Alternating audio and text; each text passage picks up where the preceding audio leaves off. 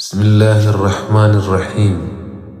الحمد لله رب العالمين، والصلاة والسلام على أشرف الأنبياء والمرسلين، وصلى الله وسلم وبارك على نبينا محمد وعلى آله وصحبه وسلم.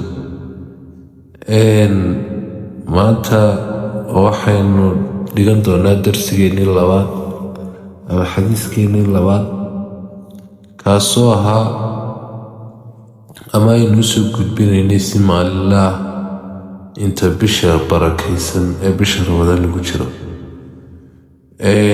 xadiiskaaynu maanta ka hadli doonaa ama aynu qaadan doonaa waxa weeye fadliga salaada taraawiixda ama salaada cishe iyo taraawiix. عن أبي هريرة رضي الله عنه أن رسول الله صلى الله عليه وسلم من قام رمضان إيمانا واحتسابا غفر له ما تقدم من ذنبه. حديث كان وحو كهدليا سرجوك سدي لو استاغو بشهر رمضان صلاة الليل. من قام رمضانا qofkii u istaaga ama u kaca ramadaan iimaanan iimaankiisa isagoo buuxa ama iimaan ahaan u kaca, oo yacnii qofkaasi aanay iimaan la-aan ama iimaan xumo ka ahayn ama istusnimo aanay ka ahayn, oo ixtisaab iyo inuu ajar ilaahay ka sugana uu u kaco, qufira lahu ilaahay subxaanahu watacaala wuxuu dhaafaa maa taqadama min dembi. qofkiisa u tukadaa u tukada iimaan ku tukada oo ixtisaab ku tukada ama in alle wax kaga sugo, ilaahay dembigiisii hore ayuu dhaafaa. qufira lahu maa taqadama min dembi, qofkaa dembigiisii hore ayaa la dhaafaa. barakada ku jirta salaada cishe iyo taraawiixdana waxa weeyaan sideedaba in qofkan danuubtiisa la dhaafo, qofkanuu ajar badan oo ka helo, inuu xidhiidh toosa la yeesho ilaahay subxaanahu watacaala. oo habeenkii waxa weeyaan inta badan waa xilli aada u degan oo qofku degan yahay, oo qofku markii uu istaago oo qur-aan la akhriyo, qofku wuxuu dareemayaa u dhowaansho gaar ah oo uu alla la yeesho. waa xilli qofku uu culaysyo fara badan iyo howlo fara badan uu ka yimi, waa xilli aada u degan u jabaq yar. qofku markaa haddii uu istaago xilligaas, waxaa laga yaabaa qofkaasi inuu dareemo ama uu ogaado in uu ilaahay u dhow yahay. waxaa kaloo ka mid a waxyaabaha laga dhaxlo salaatuleysha ama salaada taraawiixda midnimo iyo walaalnimo, oo qofku marka muslimkaah dadka muslimiinta ay safaf dhaadheer galaan si ay taraawiixda u tukadaan, waxa sii xoogaysta ama sii adkaada midnimada iyo walaalnimada dadka islaamka dhex yaala.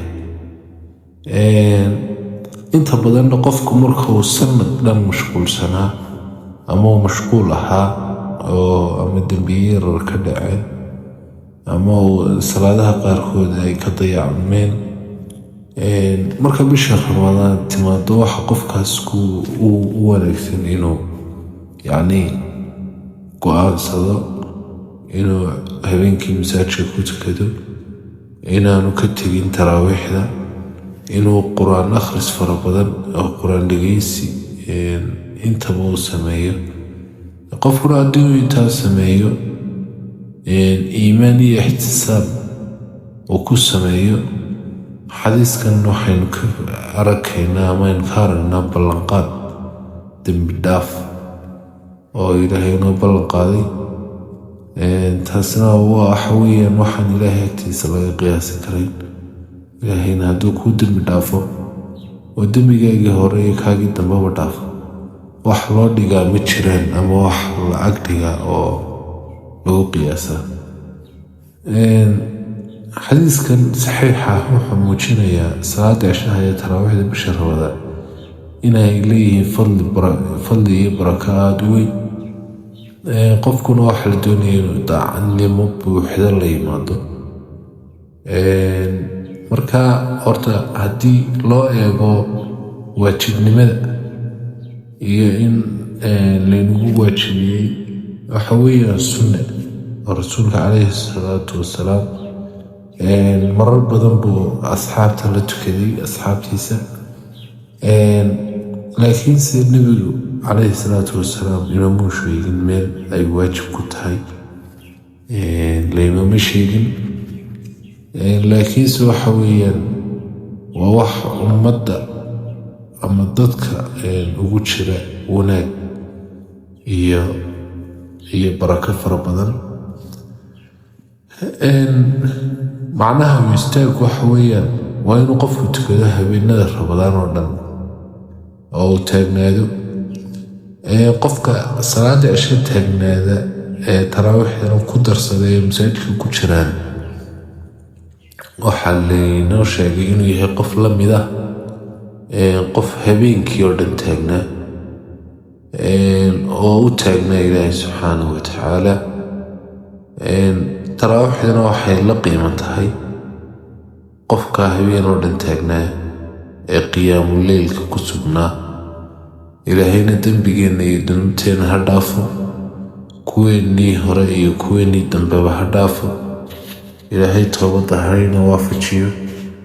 ilaahay subxaanahu watacaala isaga weyna waaxidahe haynaga yeelo kuwo cibaadada iyo camalkooda iyo dhammaan arrimahoodu is ogol yihiin, oo ilaahay muraadkeenna haynoo fududeeyo. ilaahay dunuubteenna ha dhaafo. ilaahay ummadda dhibaatooyinka haystaha ka kor qaado. ilaahay abaaro fara badan baa jira, ilaahay abaaraha ummaddiisa ha ka kor qaado. ilaahay roobka iyo raxmadda ha inoo shubo. allaahuma aqisnaa allaahuma aqisnaa allaahuma aqisnaa allaahuma aqisnaa qaysan muqiisan saxan. ilaahay subxaanahu watacaala raxmaddiisa ha inoo shubo. ilaahay haynaga yeelo kuwo bisha barakaysan qabow iyo raxmad ku qaata. xilligan lagu jira waxa weeyaan xilli Ramadaan ah, waa xilli aynu ilaahay u soomayno. Ramadaantuna waxay ku fiican tahay in xilli qaboobaha iyo hada jeeraale ku beegmato, ama xilli roobow ah oo dhulku barwaaqaysan yahay. marka ilaahay dembigeenna iyo dunuubteenna ha dhaafo. ilaahay halkaa haynoogu joojiyo kulaylka iyo abaaraha intaa hadha. ilaahay haynugu bedelo camal, haynugu bedelo roob iyo raxmad.